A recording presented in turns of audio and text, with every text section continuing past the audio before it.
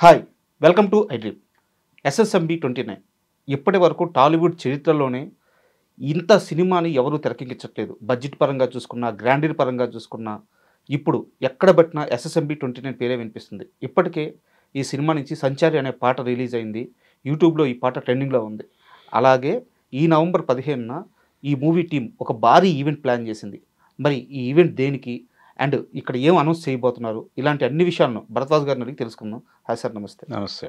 Sir, SSMB 29 అంటే promotions start అయినాయని చెప్పుకోవచ్చు. ఇప్పటికే సాంగ్ రిలీజ్ చేశారు. త్వరలో ఒక ఈవెంట్ ఉంది. అసలు ఏంది ఈ ఈవెంట్ ప్లాన్, ఏం చేస్తున్నారు? అంటే టైటిల్ అనౌన్స్ చేస్తారు అనేది వినిపిస్తున్న మాట. సార్, టైటిల్ అనౌన్స్ చేస్తారా, ఇంకేమైనా చెప్తారా, సినిమా గురించినటువంటి ఒక అప్డేట్ ఒక బిగ్ స్కేల్లో ప్రపంచంలోకి పంపాలి అనేది ప్రోగ్రామ్. సార్, అయితే ఇది గ్లోబల్ సినిమాగా చెప్తూ వస్తున్నారు. అవును. అంటే ప్రపంచ భాషలన్నిట్లోనూ ఈ సినిమా రిలీజ్ అవుతుంది అని. అంటే ఫ్రెంచ్లో ఈ సినిమా ఫ్రెంచ్లో రిలీజ్ అవుతుంది. అది పద్ధతి. స్పెయిన్లో, స్పానిష్లో డబ్బై వెళ్తుంది. అలా ప్రతి చోట ఆ ప్రాంతీయ భాషల్లోకి ఈ సినిమాని పంపు చేయుట అనేటువంటి ఒక కార్యక్రమం దీని ద్వారా జరుపుతున్నాడు. 160 భాషలు అనేది మొదట్లో వినిపించినటువంటి మాట. సార్, భారతదేశంలో ఉన్నటువంటి అన్ని భాషల్లోకి ఈ సినిమా పెడుతుంది అని చెప్తున్నారు. అంటే ఇలా చేయటం ద్వారా గ్లోబల్ మార్కెట్ మొత్తాన్ని అట్రాక్ట్ చేయటం, గ్లోబల్ మార్కెట్లో సక్సెస్ కొడితే ఆ కలెక్షన్స్ ఏ రేంజ్లో ఉంటాయి అనేది తెలుగు సినిమాకి రుచి చూపించబోతున్నాడు రాజమౌళి అనేది ఆ సినిమాకు ఉన్నటువంటి ఒక పునాది. సార్, అంటే క్వాలిటీ సినిమా తీయాలంటే డబ్బులు కావాలి. డబ్బులు కావాలి అంటే ఆ డబ్బులకు ఒక గ్యారంటీ చూపించాలి. ఆ గ్యారంటీ మార్కెట్ నుంచి రావాలి. ఆ మార్కెట్ అష్యూరెన్స్ కల్పించటం అనే కార్యక్రమం భుజానేసుకుని తెలుగు సినిమాని పాన్ ఇండియా లెవెల్కి తీసుకెళ్ళింది కూడా ఆయనే. సార్, అంటే తను పాన్ ఇండియా లెవెల్ కథ తీయగలను అనే కాన్ఫిడెన్స్ నిర్మాతలకు రాకుండా వాళ్ళు డబ్బులు పెట్టడానికి సిద్ధపడరు. అంతే కదా సార్. ఆ కాన్ఫిడెన్స్ ఇవ్వటం కోసం పునాది సినిమాగా ఆయన మగధీర తీశాడు. మగధీర తీసి ఈ రేంజ్ కథలు నేను హ్యాండిల్ చేయగలను అని ఒక పాస్పోర్ట్ సినిమా అది. సార్, ఆ పాస్పోర్ట్లు పట్టుకుని ఆయన ఇండియా మార్కెట్కి ఎగబాకాడు, పాన్ ఇండియాగా మార్చాడు. తర్వాత మొత్తం అందరు హీరోలు పాన్ ఇండియా కథలు తప్ప మామూలు కథలు వినడానికి ఇష్టపడినటువంటి ఒక పరిస్థితి తీసుకొచ్చాడు ఆయన బాహుబలితో. ఇప్పుడు ప్రపంచ మార్కెట్లోకి తెలుగు సినిమాని తీసుకెళ్తున్నాడు. ఈ సినిమా ద్వారా తీసుకువెళ్ళటం ద్వారా ప్రపంచ మార్కెట్ ఆ వసూళ్ల రుచి చూపించడం ద్వారా ఇప్పుడు తెలుగు హీరోల మనసులన్నిటినీ గ్లోబల్ మార్కెట్లోకి తీసుకెళ్ళబోతున్నాడు. అలా ఇది ఒక ట్రెండ్ సెట్ మూవీగా మారబోతోంది. మహేష్ బాబుతో చేస్తోంది. ఇది పార్ట్ 1, 2గా ఉంటుందా లేదా అనేది క్లారిటీ లేదు ఇప్పటిదాకా. మేబీ రేపు జరిగే ఈవెంట్లో ఆ క్లారిటీ ఏమన్నా ఇచ్చే ప్రయత్నం చేస్తారేమో తెలియదు.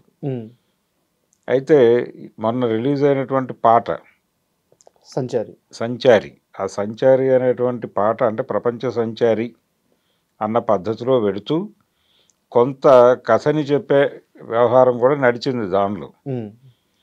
ఆయన మృత్యువుకి ఎదురెళ్తాడు, ఇవన్నీ నడిచినాయి దానిలో. అంటే ఒక రకంగా హీరోని టార్గెట్ చేసి హీరో గొప్పతనాన్ని చెబుతూ పాటలు పెట్టడం అనేది తెలుగు సినిమాలో చాలా కాలంగా ఉన్న సాంప్రదాయం. ఆ సాంప్రదాయంలో భాగంగానే కనిపించింది ఆ పాట. దాన్ని కొంచెం కీరవాణి గారు గ్లోబల్ లెవెల్లోనే కంపోజ్ చేశాడు. ఆయన్ని గ్లోబల్ లెవెల్లో ఆయనకి గుర్తింపు తీసుకురావడం కోసమే ఆస్కార్ కోసం అంత కష్టపడ్డారు వాళ్ళు. ఆ కష్టంలో భాగంగా కీరవాణి ఆల్రెడీ ఇంటర్నేషనల్ మార్కెట్లో ఉన్నాడు. అలాగే వాళ్ళు రకరకాల పత్రికల నుంచి కూడా అవార్డులు స్వీకరించారు అమెరికాలో. అవన్నీ స్వీకరించడం ద్వారా రాజమౌళి ఆయన టీము గ్లోబల్ ఏరియాలో కొంత పాపులారిటీని సంపాదించుకున్నారు. ఇప్పుడు ఆ పునాది మీద ఈ సినిమాని ముందుకు నడిపించాలి. ఆ నడిపించటం కోసం వాళ్ళు చేసినటువంటి పాట జనాలకు కనెక్ట్ అయింది బాగానే. శృతి హాసన్ పాడినటువంటి పాట అది. అంటే ఆ పిచ్చు దానికోసం వాళ్ళు తీసుకున్నారు. హిందీ మార్కెట్కి, తమిళ మార్కెట్కి కనెక్ట్ అవటం అనే ప్రోగ్రాం కూడా ఉంటుంది దీనిలో. శృతి హాసన్ని తీసుకోవటం వెనకాల ఉద్దేశాలు అవి అయి ఉండొచ్చు. అంటే ఇప్పుడు లోకల్ మార్కెట్ సెంటిమెంట్లు, గ్లోబల్ మార్కెట్ సెంటిమెంట్లు, పాన్ ఇండియా మార్కెట్ సెంటిమెంట్లు అని 3 విధాలుగా చీలిపోయినటువంటి సెంటిమెంట్లలో కూడా 3 డివిజన్లు వచ్చేసినాయి. సార్. దీనికి అద్భుతమైన ఉదాహరణ ఏంటంటే, 'పెద్ది' సినిమాకి రెహమాన్‌ని తీసుకోవటం చాలామంది చరణ్ అభిమానులు కంగారు పడ్డారు. ఆయనకు తెలుగులో స్ట్రైట్ సక్సెస్ లేవు రెహమాన్‌కి, ఆయన తీసుకొచ్చారు ఏమిటి. అవును. అయితే ఆ cinema pan India cinema, global cinema. ఆయనకున్న మార్కెట్లోకి ఆ సినిమాని రీచ్ చేస్తారు. హిందీ మార్కెట్లో రెహమాన్‌కి చాలా పెద్ద హిట్స్ ఉన్నాయి. అవును. హిందీ మార్కెట్‌ని కొట్టడం ప్రోగ్రామ్ కాబట్టి రెహమాన్ అనివార్యంగా ఉంటాడు ఆ సినిమాకి అనే పద్ధతిలో ఆలోచిస్తే అది ఇబ్బంది కాదు. అక్కడ సక్సెస్ఫుల్ కాంబోనే. ఆయన సక్సెస్ఫుల్ మ్యూజిక్ డైరెక్టర్ ఎక్కడ హిందీ మార్కెట్లో. సో హిందీ మార్కెట్లో సినిమా ఎక్కేస్తే ఆటోమేటిక్గా తెలుగు మార్కెట్లో ఎక్కేస్తుంది అనేటువంటి లాజిక్కి ఎదురు మాట్లాడే అవకాశం ఎవరికి లేదు. అంతే కదా. సో అది ఆ పరిస్థితి. అలా ఇది ప్రపంచ మార్కెట్ సినిమా. సో ఇక్కడ కీరవాణి, ఇక్కడ కీరవాణి, ఈయన ఆస్కార్, ఈయనకు ఒక స్ట్రైచర్ని ఆల్రెడీ బిల్డ్ చేశారు.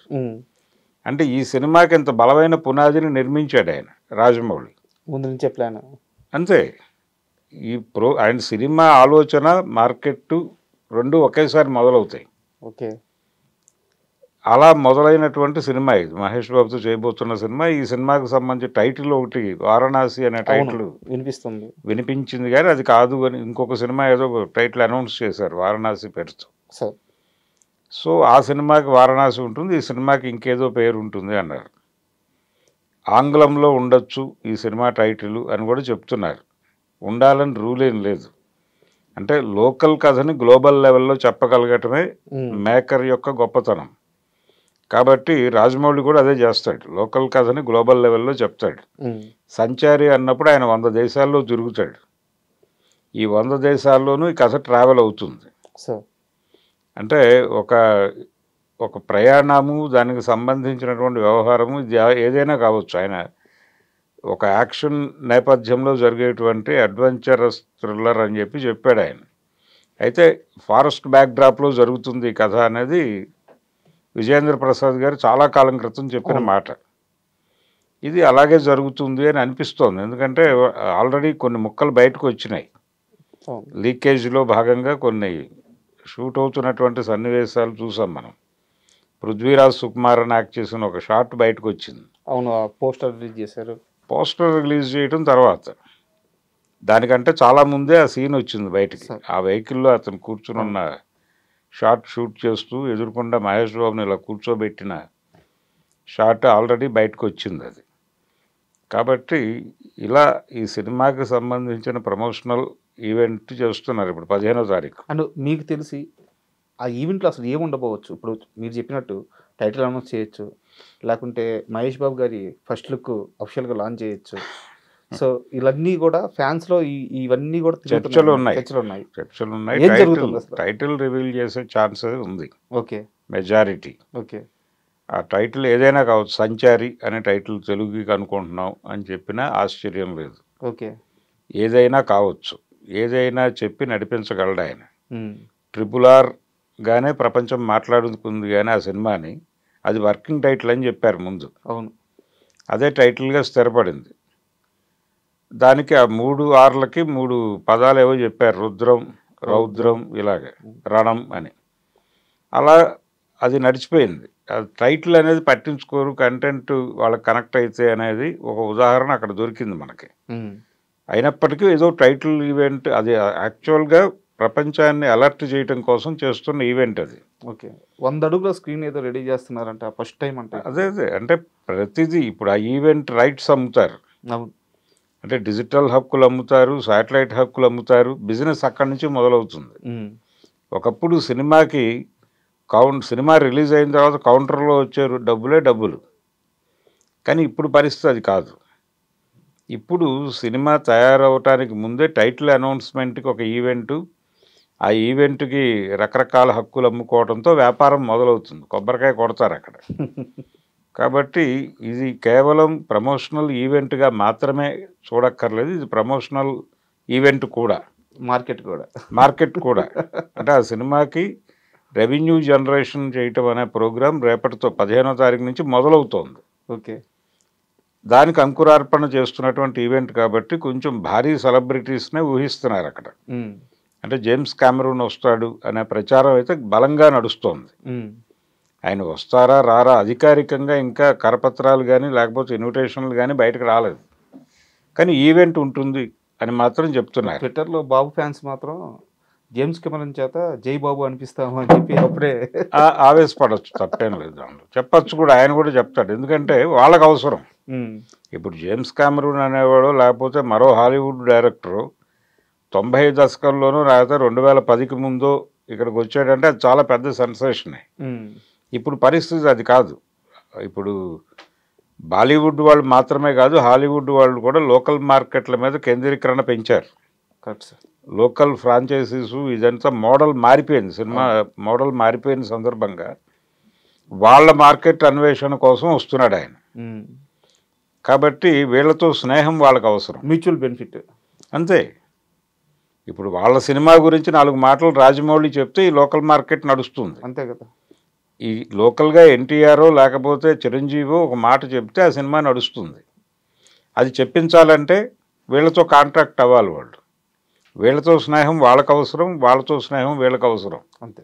రేపు పొద్దున హాలీవుడ్ కూడా లోకల్ మార్కెట్లని కబళించడం కోసం ఈ ఆర్టిస్టులతో ఒక క్యారెక్టర్ చేయించేయచ్చు అక్కడ. కాబట్టి ఇప్పుడు చాలామంది క్యారెక్టర్ ఆర్టిస్టులకి హాలీవుడ్ అవకాశాలు వచ్చే అవకాశాలు కూడా ఉన్నాయి సార్. అండ్ పృథ్వీరాజ్ గారిది ఆ పోస్టర్ రిలీజ్ అవ్వగానే చాలామంది అంజీ సినిమా కథలాగా ఉండొచ్చు, అక్కడ విలను ఒక అమరత్వాన్ని పొందడానికి ప్రయత్నించడం, ఈ హీరో ఆపడం, ఇలాంటి ఒక లైన్ ఉండొచ్చు కథగా అని చెప్పేసి కూడా చాలామంది ట్వీట్ చేశారు. అలా అనిపించట్లేదు అది. ఓకే, అంటే అతనికి ఏదైనా కోరిక ఉంటుంది, విలన్కి ఉన్నటువంటి కోరిక ఉన్నటువంటి వాడు విలన్ అవుతాడు, ఆ కోరికను దెబ్బ కొట్టేవాడు హీరో అవుతాడనే కదా ఇప్పటివరకు మన సినిమాలన్నీ నిలబడిందే ఆ పాయింట్ మీద. ఆయన కోరిక ఏదైనా కావచ్చు, ప్రపంచాన్ని జయించాలని అనుకోవచ్చు, ఏదైనా అక్కడ ఉన్నటువంటి ఒక మైనింగ్ తన ఓన్ చేసుకోవాలనే ప్రయత్నం కావచ్చు, ఒక మైనింగ్ సామ్రాజ్యాన్ని ఓన్ చేసుకోవడం కోసం కావచ్చు, అదేదో అడవి ప్రాంతము ఇవన్నీ మిక్స్ అయినటువంటి లొకేషన్లో ఆ ఫోటో రివీల్ చేశారు వీళ్ళు. ఆ షూట్ అయింది కూడా ఏదో అడవి ప్రాంతంగా అనిపించింది ఆ ముక్క బయటకు వచ్చిన రోజు చూస్తే. ఇది ఏదైనా కావచ్చు, ఇది పర్టికులర్గా అంజీ సినిమాని పోలి ఉంటుంది. ఇవన్నీ ఊరికనే మాట్లాడుకునే మాటలు తప్ప అదేం ఉండదు సినిమాలో. ఓకే, అదేం ఉండదు. అది కొంచెం అంటే రెండోది రాజమౌళికి మొదటి నుంచి ఉన్న విషయం ఏంటంటే ప్రపంచంకి తన కథ తెలిసినందువలన నష్టం లేదు అని అనుకుంటాడు ఆయన. అవును, ఆయన ప్రెస్ మీట్ పెట్టి కథ మొత్తం చెప్పేస్తారు కదా. అదే అంటే చెప్పిన కథని ఎలా తీస్తాడు అనేటువంటి క్యూరియాసిటీ పాయింట్ మీద ఆడియన్స్ని థియేటర్కి రప్పించవచ్చు అనేది తను నమ్మిన సూత్రం. సెంట్రల్ ఐడియా ఏమిటనేదైనా చెప్పేస్తాడు ఆయన. కాబట్టి దీని గురించి ఇది దానికి కాపీ దీనికి ఇన్స్పిరేషన్ అనుకోనక్కర్లేదు. ఓకే, అనేక ఛాయలు కనిపించవచ్చు, అది పరిశోధించాల్సిన విషయం సినిమా రిలీజ్ అయిన తర్వాత. కానీ ఇప్పుడు 2 ఇయర్లీ అయిపోద్ది. 2 ఇయర్లీ కూడా కాదు అసలు, అది కాదు. అది ఇది ఒక అడ్వెంచరస్ స్టోరీనే, అది కూడా అడ్వెంచరస్ స్టోరీనే. 2 అడ్వెంచరస్ స్టోరీస్లో కొన్ని సిమిలారిటీస్ ఉంటే ఉండొచ్చు, అంత మాత్రం చేత ఇది ఆ కథకి కాపీ ఈ కథకి కాపీ అనుకోవడానికి అవకాశాలు లేవు.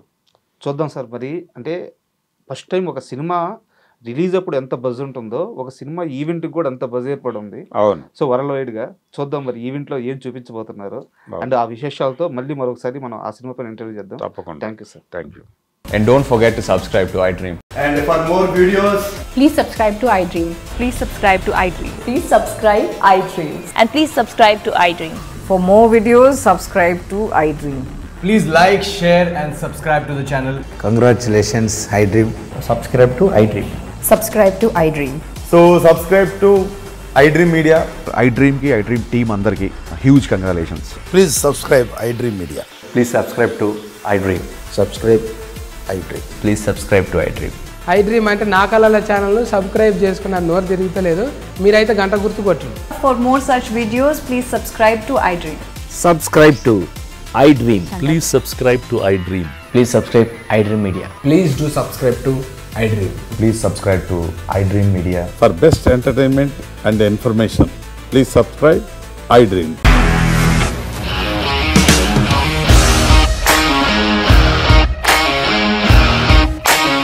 ఇండస్ట్రీలో కమిట్మెంట్ ఇష్యూస్ వస్తే నీకు కూడా వచ్చినట్టు? మార్నింగ్ తీసుకెళ్ళాలంటే కొట్టి పడేస్తారు.